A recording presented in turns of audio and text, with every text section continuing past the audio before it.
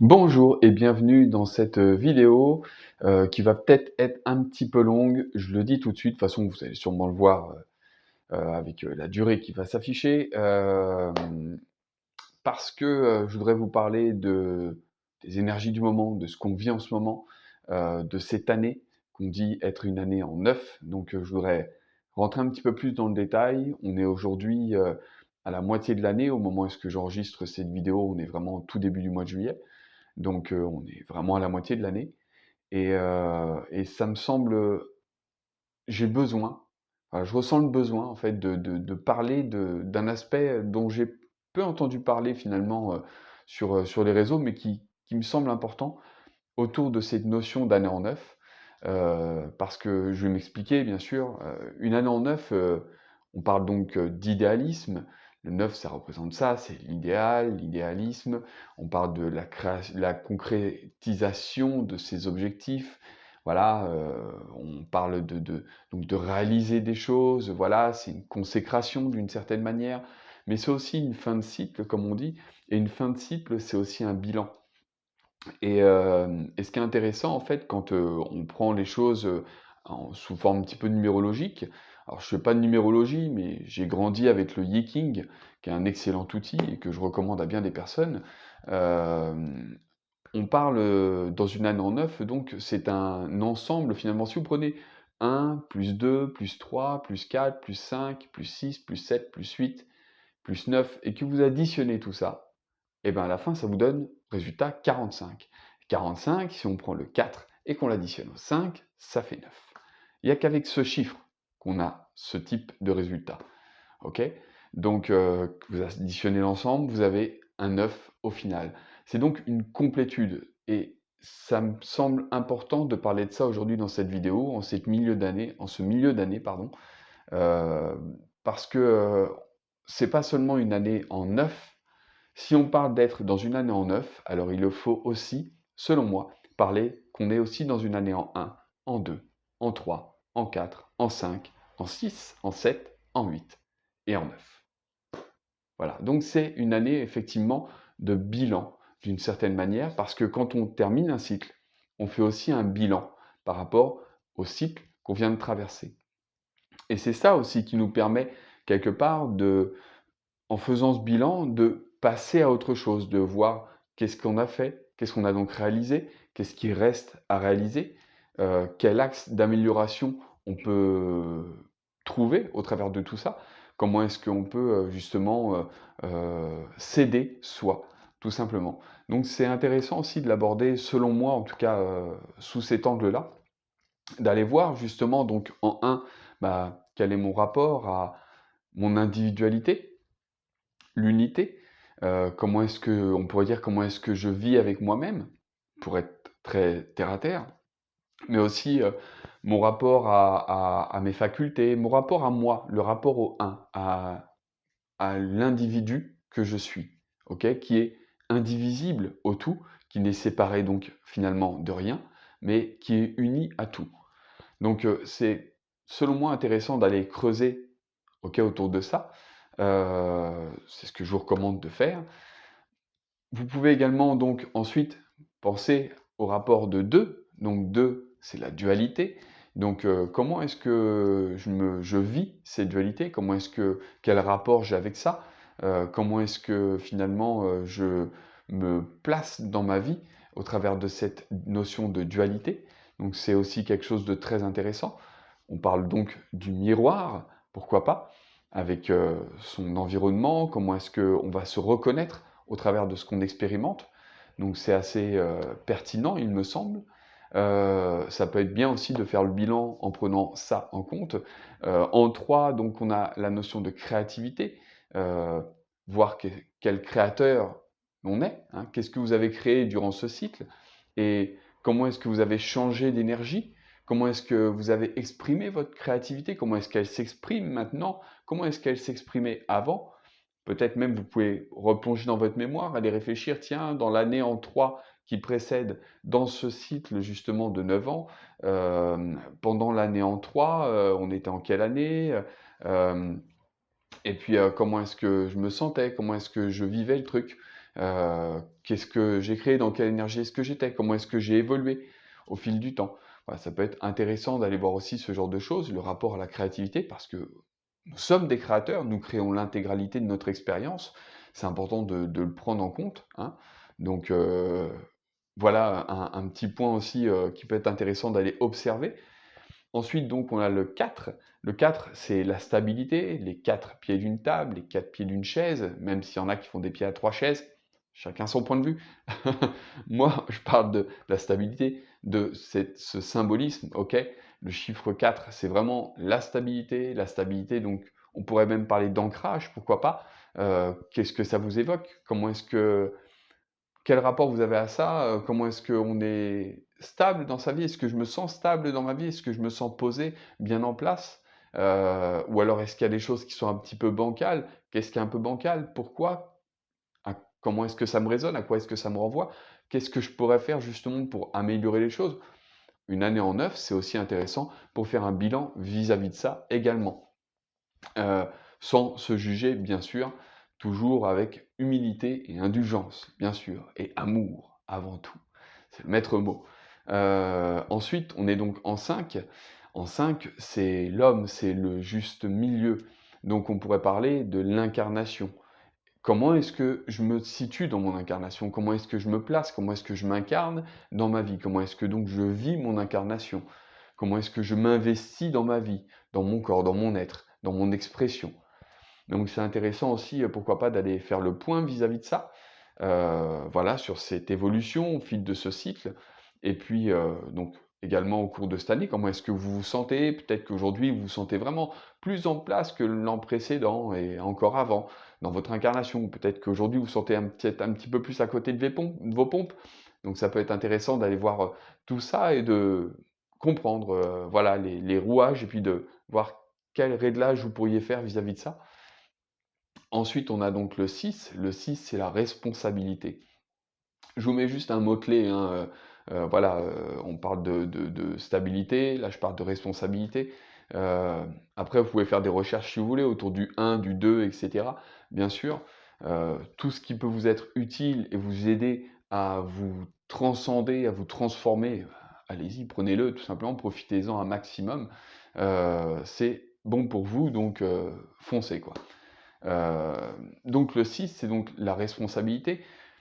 Comment est-ce que je suis responsable? Comment est-ce que j'assume mes responsabilités? Comment est-ce que je suis en place? Donc on est vraiment dans une suite logique, hein, par rapport à mon incarnation finalement, selon comment est-ce que je suis, dans mon incarnation, OK, je suis bien en place dans mon incarnation, justement bien, comment est-ce que je gère mes responsabilités? Ça a forcément un impact dessus. Comment est-ce que j'assume qui je suis, hein, pleinement? Voilà, est-ce que peut-être j'ai encore tendance à reprocher, à dire que c'est de la faute de l'autre, ou à faute de ceci ou cela? Donc il y a peut-être un miroir là-dedans, on repart sur la dualité, vous voyez, hein, tout est lié en fait, hein. Et du coup, quel décor je me crée justement en disant: «C'est de la faute de l'autre» et cetera, hein, donc peut-être qu'on peut prendre du recul vis-à-vis de ça, aller voir justement le miroir. Qu'est-ce que dans ce rapport de dualité justement, qu'est-ce que je me présente à moi-même et que peut-être je n'ose pas assumer jusque-là? Et alors, comment est-ce que je pourrais me placer encore plus responsable finalement vis-à-vis de ce que je dénie de moi, hein? Et pour au final donc l'accueillir et donc prendre pleine possession de ma pleine responsabilité, OK? Donc c'est intéressant aussi de faire le point vis-à-vis de ça, dans ces fameuses années en neuf dans laquelle nous nous situons. Ensuite, il y a donc, le 7. Le 7, c'est la spiritualité. Quel rapport est-ce que j'ai? Comment est-ce que je vis ma spiritualité, au quotidien? Ou comment est-ce que je vis ma spiritualité? Comment est-ce que d'ailleurs peut-être ça représente quoi la spiritualité pour moi aujourd'hui? Qu'est-ce que ça représentait hier et avant-hier? Vous voyez? On peut prendre du recul vis-à-vis de tout ça et se poser certaines questions et comment est-ce que j'ai évolué dans ma spiritualité? Où est-ce que j'en suis? Voilà, vis-à-vis de ça. Non pas dans un objectif particulier, mais où est-ce que j'en suis là? Faire une sorte de bilan, puisque c'est justement le bon moment pour ça.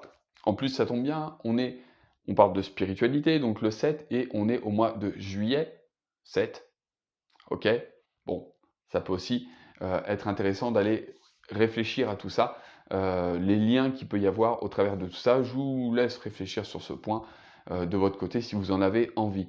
Ensuite, donc après le 7, eh bien, vient le 8. OK? Le 8, c'est la matérialité, donc c'est, mon rapport à la matière, c'est la manifestation dans la matière, c'est comment est-ce que donc les choses se manifestent dans la matière et comment je suis en place dans la matière. Donc il y a une résonance avec l'incarnation, une résonance, vous voyez, aussi avec la responsabilité, avec la créativité.